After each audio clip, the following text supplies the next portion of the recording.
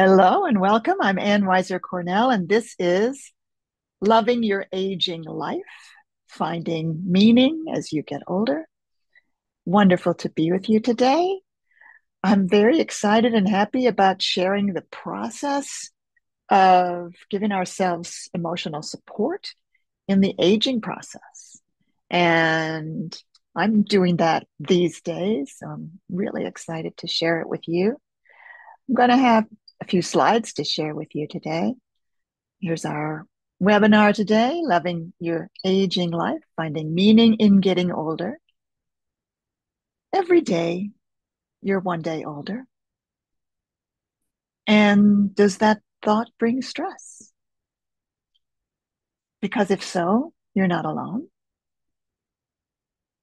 And do you feel curious and even excited about what life still has in store? If so, you're not alone in that either. So, yes, I am Anne, and I am 75 years old. My birthday was a few weeks ago. And I'm noticing changes in my body, changes in my abilities, like my memory has so many more holes in it than it used to. Changes in my thoughts about life. I don't feel as ambitious as I used to. Maybe that'll change again. I don't know. And sometimes I feel worried about what the future will bring to me. And sometimes I feel curious. What about you? Let's come back and see whether people want to say something about what brings you here and what's going on with you about this whole aging question at this point in your life. What are you hoping we'll talk about today? I love it that there are more than 120 people here. Hey, I thought this was going to be a good topic. Marianne writes, so nice to hear you're the same age as I am and to meet someone so alive and active. Yeah.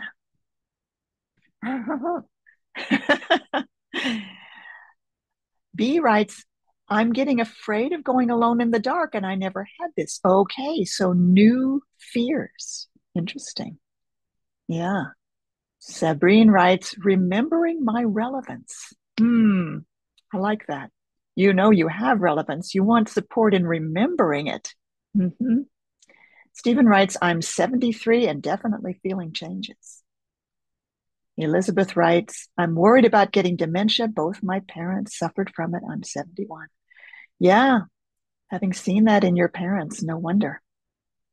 Yeah, Elizabeth writes, I have to make changes such as moving to another home because of finances, and I'm working to let it go. Lenore writes, feels like I have to make a will. Yeah. Uh-huh.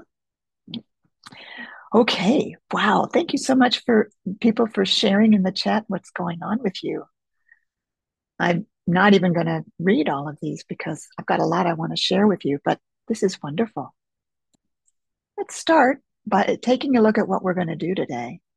We're going to discover how to deal compassionately with real issues like fragility, memory loss, physical limitations, some of the fears that people have been writing about in the chat. We're going to find out a bit about how to not stereotype and categorize our aging selves because we are each unique beings. Yeah. We're going to learn some tips for finding gratitude, comfort, blessings, and wisdom in the process of getting older. So let's get started. So, what about dealing compassionately with these real issues that come up as we're aging? Like, I can't remember things like I used to.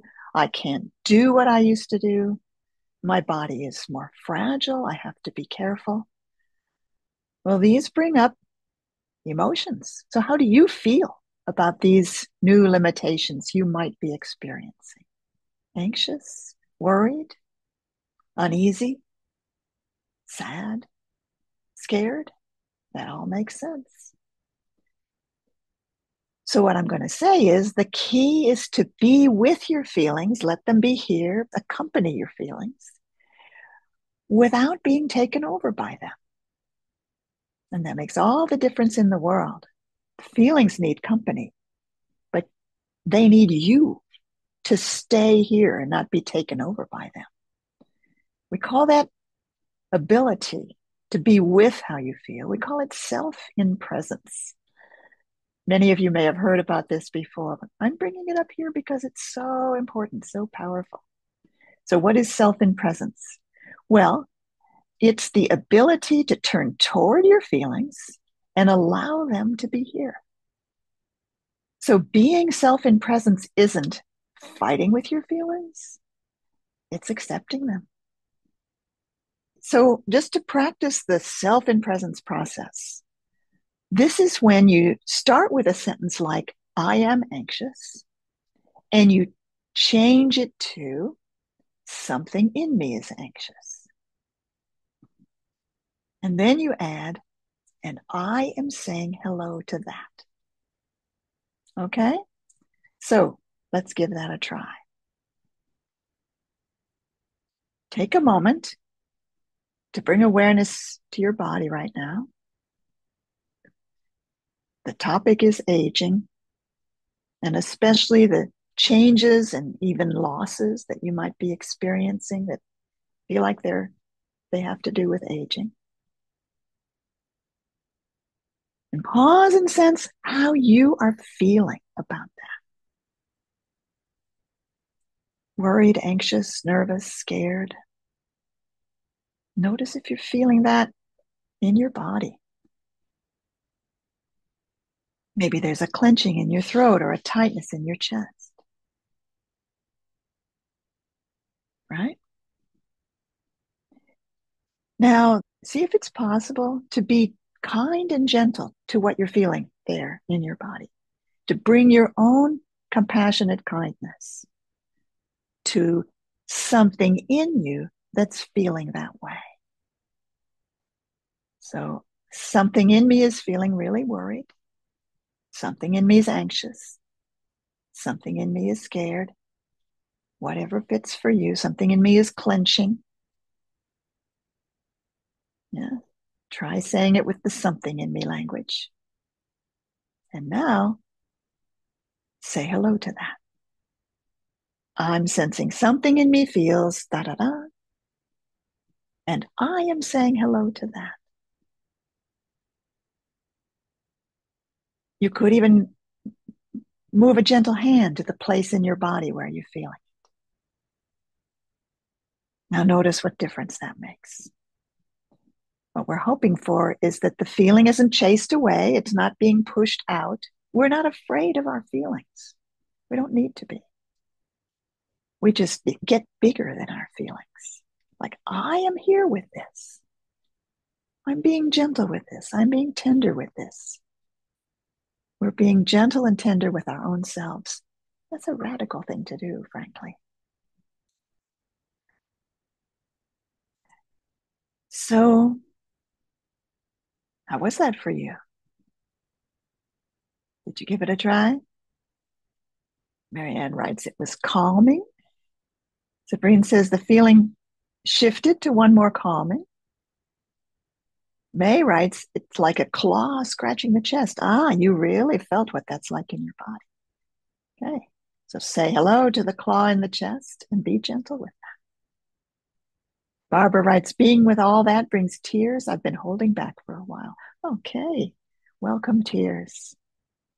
So this process works for you no matter what you're facing, right? We're facing similar things. And for each of us, it's unique. But your feelings are never scary. I can assure you of that. And they're never too much for you if you cultivate your ability to be the big self. Renee writes, I felt a shift in my throat tightness, and it was reassuring. And B discovered there's something in me that doesn't want to know I'm aging. Ah, interesting. Good for you for noticing that. All right. Well, let's go back to our slides. What I'm saying is that this being self in presence is something you can cultivate whenever you notice you're having stressful feelings. We're going to switch to our next topic, which is the stereotypes of aging and how to get free of them. Now, I did some research. First of all, I found this quote from Jimmy Carter, President Jimmy Carter, from a book called The Virtues of Aging that he wrote when he was 96, and he's now 100. He wrote, "Each of us is old when we think we are, when we accept an attitude of dormancy, and this is not tied to how many years we've lived."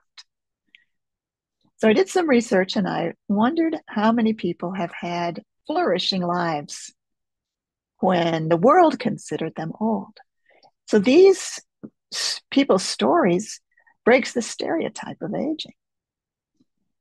Maybe you've heard of Grandma Moses, Anna Mary Robertson Moses, who began painting in earnest at age 78. And her work has been the subject of numerous museum exhibitions worldwide. I also read about Paul Ceremony, who earned a PhD at age 90. How many people do you think told him he was too old, right? And Nola Oakes earned a bachelor's degree at age 95 and a master's at age 98. Doesn't she look happy? Have you heard of the Little House books, The Little House in the Big Woods and The Little House on the Prairie? Well, Laura Ingalls Wilder wrote those books when she was 65 and older. And Frank McCourt won the Pulitzer Prize for his memoir called Angela's Ashes when he was 66. When he was 66. And here's a woman I discovered. Oh my gosh. Sister Madonna Bruder competed in over 45 Ironman competitions at age 86. She looks happy too. Satchel Paige said, "How old would you be if you didn't know how old you are?" So we're going to do a little process together. All right. I invite you to pause and sense and settle your awareness into your body.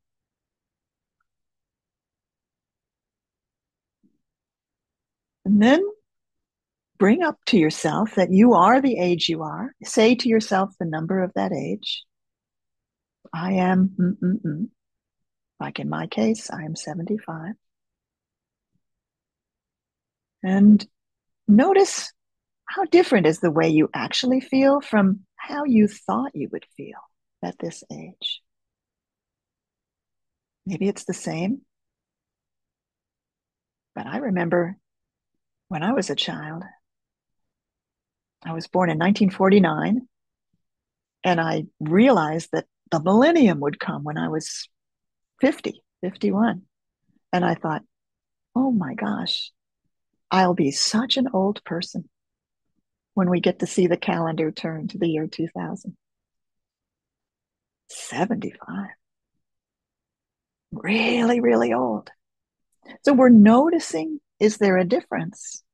Have you noticed a difference in your life from how you thought you'd feel at this age and how you do? Just noticing. And then let's notice also, what are your thoughts about how others see you because of your age?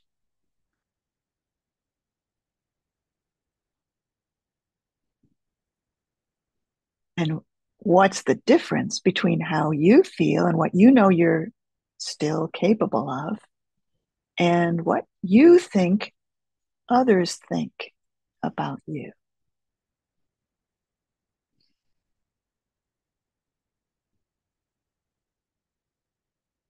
And so try on these words.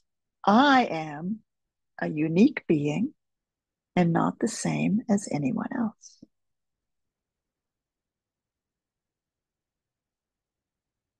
When I do that, it opens up a space of possibility. It helps me realize that I don't actually know how other people see me.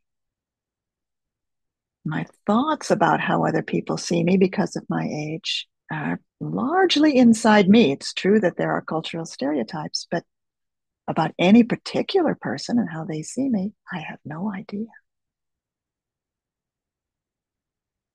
Does it feel like that to you too? And try on the possibility that you get to surprise people. And you get to surprise yourself. And that there isn't any right or wrong way to be at any age. Just try on that possibility, see what comes. All right, let's share what we discovered in the chat. Constance writes, I kind of don't care how others see me because it has nothing to do with me, actually. Barbara writes, I'm either not seen at all or others assume I'm 20 years younger. Well, okay, yes. Marianne writes, I'm feeling troubled by how I'm received by my children, medical professionals. Sometimes I feel a lot younger than I am. Being old is easily seen as being non-significant and fragile. I'm fragile in some ways, but not that way. Sabrine writes, I have choice in how I feel about my aging. Mm-hmm. Allison writes, I'm starting to find it's best not to think what other people may think. Yes. Lily writes, I feel very young and vital and sometimes surprised when I look in the mirror and see I've gotten older. Barbara writes, I like how shocked people are when I show technology savvy they don't expect from a gray head. Oh, I love it. I love what you're saying. Yeah, beautiful. Tina writes, I forget about being old when I'm with my 4-year-old granddaughter. Oh, isn't it nice to be with young people? Renee writes, inwardly, I feel in some ways as though I'm starting my newer, deeper, fuller life. Uh-huh. And I feel more alive. Others might see me as old because I have white hair. Mm-hmm. Gordon writes, I see I have projected negative things about aging onto others. Interesting. John writes, I was going to say that what others think doesn't bother me, but I realize it stops me changing my job. I catch myself thinking they won't want someone who's 65. You know, John, my dad had a saying about finding jobs. He said, there's always room at the top. I think what he meant by that is there doesn't have to be a lot of jobs available for someone like you. It only takes one. So, by taking a look at our attitudes about aging and taking a look at what we assume about what other people think about us, we can take some new perspectives, get some new ideas. Lisa writes, as I've gotten older, I've been more mindful about the aging process, keeping in good shape, making muscles, keeping my brain working. You know, that reminds me of something that happened when I was 64, so 11 years ago. I was hit by a car as I was walking in my neighborhood as a pedestrian. My pelvis broke in 2 places, and I had a recovery process that took about a year. And my physical therapist graduated me. She said, I can, in essence, she said, I can do no more for you. But ask my body, what does it need? I don't feel finished with this recovery process. What do you need? And my body said, I want to be stronger. So I've, age 64, found a physical therapist, started working with him on core strength, and we're still working together 11 years later, and I feel stronger than I did when I was 64. So ask your body, when you feel the fragilities and vulnerabilities of aging, what does it need? What would it like? See what's possible. Yeah, I can do 15 push-ups. All right, what else are we doing today? Oh, I want to give you some comfort and blessings. All right. After that, there's even more. So we're going to talk about finding gratitude, comfort, blessings, and wisdom, no matter what age you are. You know, whatever's going on for you, it's always possible to pause. And maybe when you pause, you can find a moment of peace. Let's do that together right now.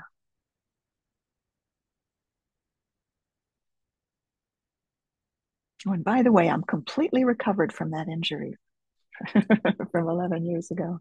Yeah, pause and find a moment of peace.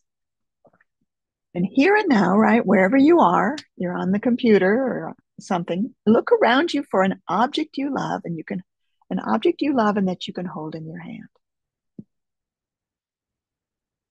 Or if it's not something you can hold in your hand, maybe it's at least something you can see from where you are. And I'm going to take this stone, okay?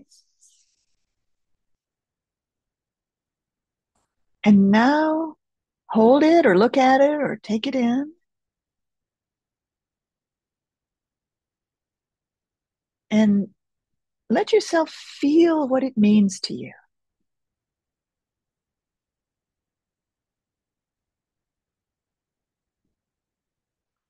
Maybe it's precious because of where you got it, or because of the person who gave it to you, or in some other way.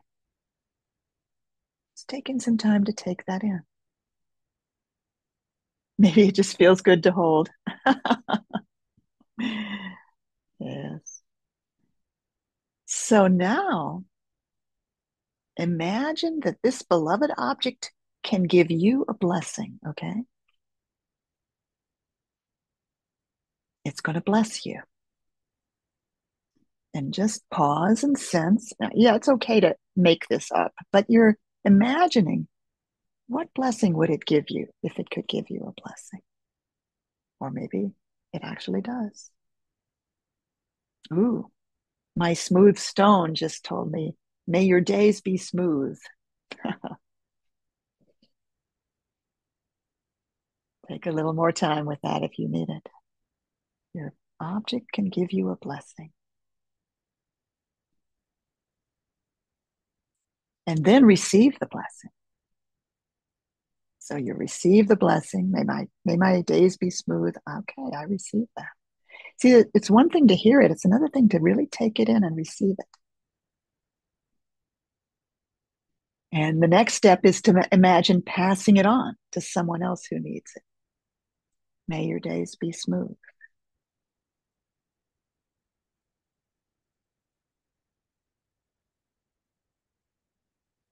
Yeah, nice, huh? You could do that anytime. Now ask yourself, what brings you comfort?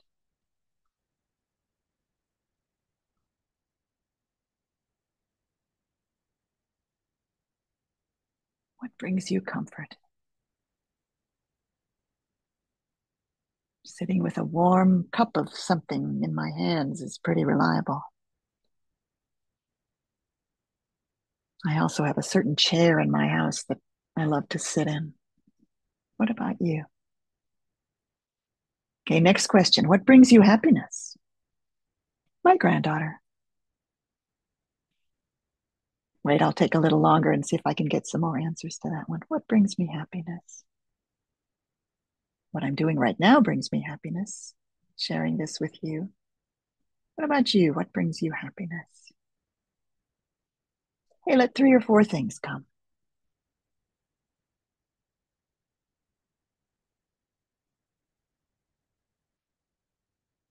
Okay? And what are you grateful for?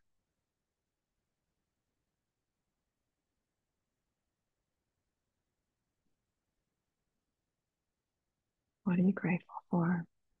A couple things, right? 3 or 4 things. Whatever came first, whatever came second.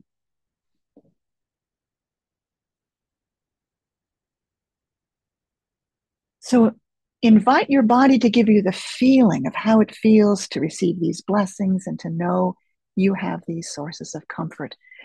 It's a body feeling. As you let these sink in, there's a way your body can feel in response. Let's pause and do that.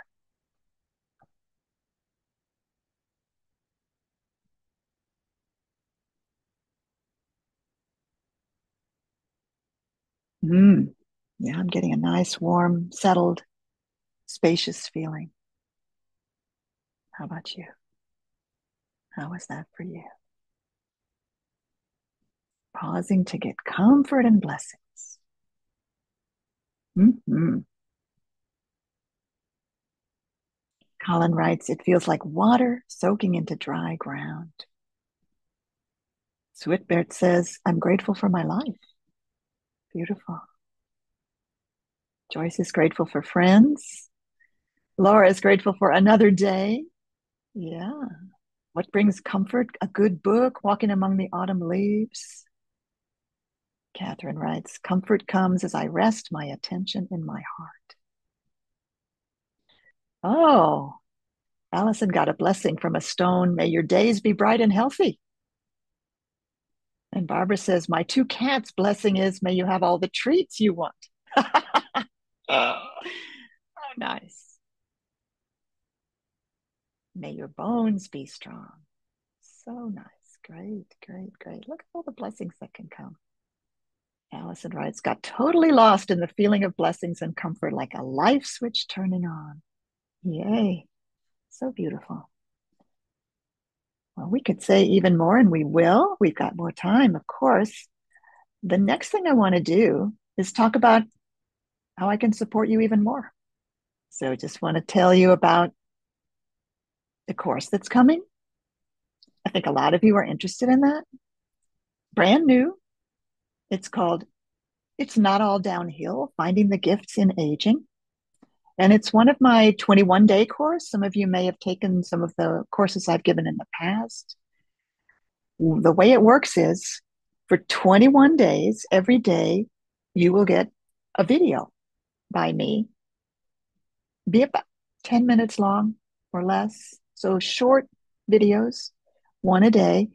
And with each video, there's a practice, something I invite you to be especially aware of that day.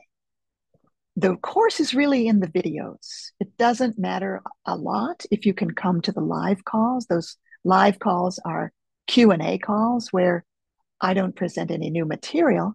And we're just getting to know each other, feeling the community that we are and raising questions.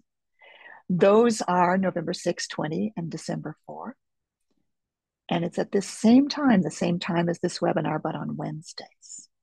So here's what's going to go on. 21 simple daily practices. You'll get them by video and audio if you'd rather just put them on a device and listen as you walk around, perhaps. And there's a PDF as well where you can read it. So you'll be part of a community of like-minded people, kind of like the one we're feeling on this call, cheering you on, sharing the challenges and successes of their own journeys, and the 3 live Q&A calls. And it deepens the conversation. You have things to say too. I don't just want to create videos to tell you things. There's going to be discussion possibilities, a forum of discussion along with every video. I'd like to know more what you have to say. So what happens? You'll know how to address your concerns about aging with curiosity and empathy. You'll feel empowered, I hope, to handle the decisions and the changes that accompany getting older in just the way that's right for you. We'll learn about finding and cultivating lasting relationships at any age. And we'll give each other support to navigate this time of life with optimism, strength, and self-compassion. That's what we want, isn't it? So it's gentle, manageable, short videos. My goal is to make things easier for you and not harder. And that's what we'll do. And what else? Do you have questions about that course? I feel like one of the things we're going to do in the course that's important is talk about finding meaning, finding a sense of contribution or purpose.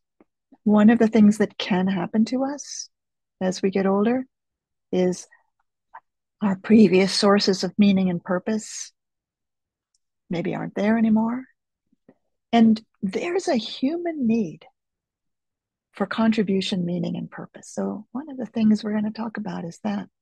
We have a little time right now, so just pausing to see if you would like to sense what that is for you today, that the human need for meaning and purpose and contribution. Is that a sense that you feel there's something missing, something you'd like to develop, something you'd like to explore? Oh, Tom writes in the chat, will the Q&A sessions be recorded? Oh, yes, they certainly will be. So you can Hear it if you're not able to be present for it. And what I'm excited about this course is that we look at some of the questions that might be hard to look at if you're not in a group supporting each other. I'm looking forward to exploring mortality. Older I get, the more I think about death. Although I have to admit, I did think about it a lot when I was 11 years old.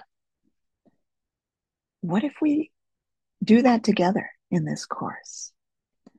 Our mortality, the mortality of others, grief and loss, how there are more losses. What do we do with that when we're older? A couple more questions about the course. Is there focusing prerequisite? No, focusing is not required. This course uses the skills of focusing, just as this webinar has, but without assuming that you already know them. There will not be a shared contact list and breakout sessions, but there will be a forum. And so you can write there if you want to get in touch with other people or have other people get in touch with you. So let's see if there are other questions. Access to the daily videos after the class is over. Yes. So each day the next video becomes available. All the past ones will remain available. I feel like I want to say forever, but obviously, given mortality, it won't be forever. But we have no plans to take them away. Let's put it that way. So once you're in the course, you have all the videos until something happens. It costs $157. And we will not offer it again in this form. I'm just looking back in the chat to see some things I missed before. Barbara wrote, I rode a horse 2 weeks ago. And my body remembered riding in my 20s. I'm starting to search for horseback riding opportunities that will allow me to protect my 70-something body. Hey, great, good for you. Opportunities. Opportunities, that's so nice. So what we've talked about today, we've talked about 3 things, and I feel they are all key to these next stages in our lives. The first one was about emotions. Aging brings emotions. It probably always has ever since we were born. Aging, right, brought emotions. And my message about emotions is that your emotions are not scary. You know, maybe you've experienced being overwhelmed by emotions, being so anxious that it's painful. I've been there. I know about that. And by being present as self in presence with your emotions, you'll get better and better at being able to say, hello, I know you're there, and bring comfort to yourself. Emotions aren't our enemies. They come for a reason, but they don't always tell us the truth. Sometimes if you're scared, that doesn't mean something is scary. It may just mean that there's something in you that needs your care. No matter how old you are, you still have something young inside you that could use a bit of care. That was the first thing we talked about today. And the second thing had to do with, whoops, what just happened to my memory? Oh, yes. The second thing had to do with the stereotypes of aging. Do we have our own stereotypes? And do we expect to be seen a certain way by others? And sometimes we really are. I'm not saying there are not stereotypes. Sometimes we really are seen in certain ways by others. Facing that, having a look at that, being interested in that, exploring that. You know, Barbara wrote that she's either not seen at all or she's seen as 20 years younger than she is. Wonder what you can do about that not seen at all. I just imagine carrying one of those noisemakers. Something to play with. And another thing we talked about today was bringing yourself comfort and blessings. How you could find a blessing in an ordinary object. It has a blessing for you, and you can pass the blessings on to others. How did it feel to receive the blessing and then pass it on to others. So nice. We have a lot to give. We have a lot to receive and a lot to give. We have a lot to enjoy. And let's have fun with that. All right. Thank you so much for being here with me. Take care. Hope to see you soon.